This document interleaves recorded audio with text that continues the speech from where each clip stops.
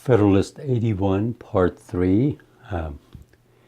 As I previously mentioned, on your screen you'll see OUIACH. It's University of Oklahoma's OU Institute for the American Constitutional Heritage.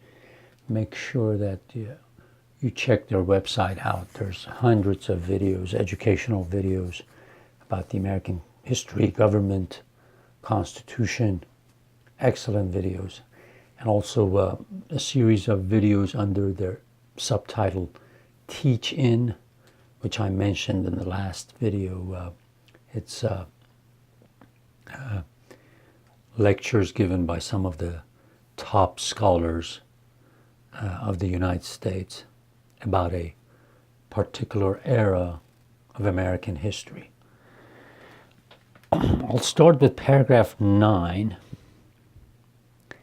It may in the last place be observed that the supposed danger of judiciary encroachments on the legislative authority, which has been upon many occasions reiterated, is in reality a phantom.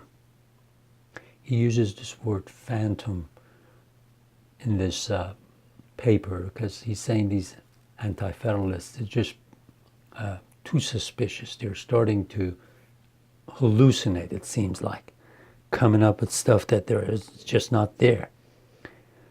They're telling us we're giving so much power to the judiciary that it's just going to be overwhelming, and gradually there will be so much power concentrated in their hands because they will interpret the laws the way they want to rather than according to the letter of the law, and gradually mold laws and everything in a way where power will be in their hands and they'll be the strongest branch of the government. Particular misconstructions and contraventions of the will of the legislature may now and then happen, but they can never be so extensive as to amount to an inconvenience, or in any sensible degree to affect the order of the political system. This may be inferred with certainty from the general nature of the judicial power, from the objects to which it relates, from the manner in which it is exercised, from its comparative weakness, and from its total incapacity to support its usurpations by force. And the inference is greatly fortified by the consideration of the important constitutional check which the power of instituting impeachment in one part of the legislative body and of determining upon them in the other would give to that body upon the members of the judicial department. So the judges are human beings. They'll make mistakes, but the mistakes are not going to be that horrendous to change the political system. So he says, he's still, he's not thinking of year 1857 where that crazy Chief Justice Robert Taney passed a judgment which brought the country to a civil war. But that accepted, he's saying judges are not going to do something to damage the whole political system. If they do, in this Constitution, we've given you the greatest security. We have given the power of impeachment to the two bodies of the legislature. So judges are not crazy to do something to make the legislature so angry at them, legislators angry at them, so to impeach them. Let's continue with this, with the text actually. This is alone a complete security. There never can be danger that the judges, by a series of deliberate usurpations on the authority of the legislature, would hazard the united resentment of that body entrusted with it. While this body was possessed of the means of punishing their presumption by degrading them from their stations, while this ought to remove all apprehensions on the subject, it affords at the same time a cogent argument for constituting the Senate a court for the trial of impeachments. Remember, the impeachment process, the House impeaches, but the Senate has to find the guilty verdict. So that goes to both houses. House impeaches, the trial is in the Senate. So this way you have absolute certainty that when you're impeaching somebody, you're not doing it just out of passion and emotion. There's definitely some corruption, some criminal activity, something awful, unethical is happening.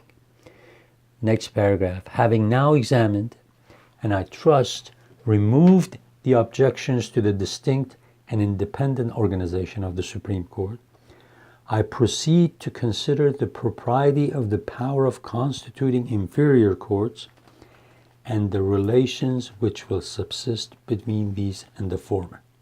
So Hamilton here is going to give us a footnote. Let me read this footnote first. This power has been absurdly represented as intended to abolish all the county courts in the several states, which are commonly called inferior courts. But the expression of the Constitution the expressions of the Constitution are to constitute tribunals inferior to the Supreme Court, and the evident design of the provision is to enable the institution of local courts subordinate to the Supreme, either in states or larger districts.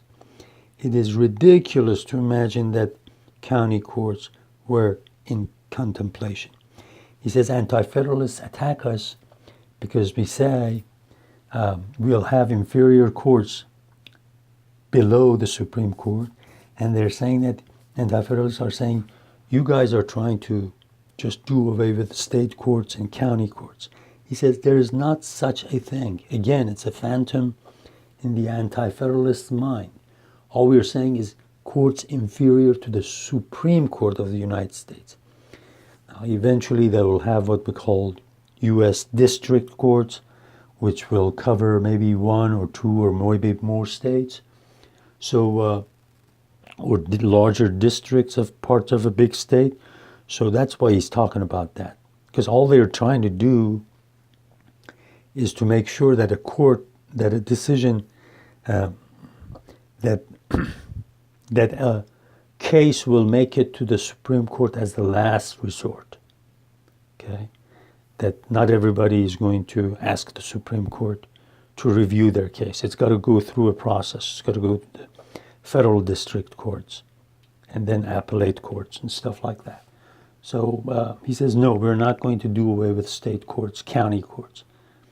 The next paragraph, the power of constituting inferior courts is evidently calculated to obviate the necessity of having recourse to the Supreme Court in every case of federal cognizance. It is intended to enable the national government to institute or authorize in each state or district of the United States a tribunal competent to the determination of matters of national jurisdiction within its limits. But why, it is asked, might not the same purpose have been accomplished by the instrumentality of the state courts?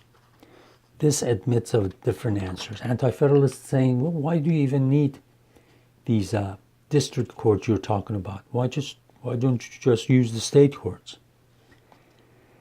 This admits of different answers. Though the fitness and competency of those courts should be allowed in the utmost latitude, yet the substance of the power in question may still be regarded as a necessary part of the plan, if it were only to empower the national legislature to commit to them the cognizance of causes arising out of the national constitution. To confer the power of determining such causes upon the existing courts of the several states would perhaps be as much to constitute tribunals as to create new courts with like power. But ought not a more direct and explicit provision to have been made in favor of the state courts? There are, in my opinion, substantial reasons against such a provision. The most discerning cannot foresee how far the prevalency of a local spirit may be found to disqualify the local tribunals for the jurisdiction of national causes.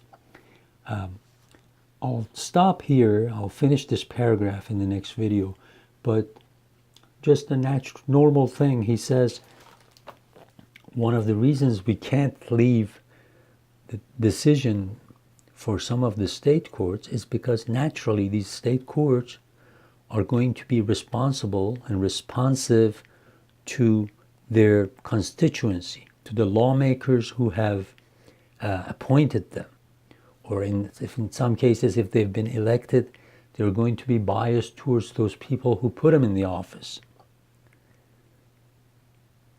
So they're going to take the side of their state rather than being neutral. It's naturally. So what if there are two states next to each other and they're having problems?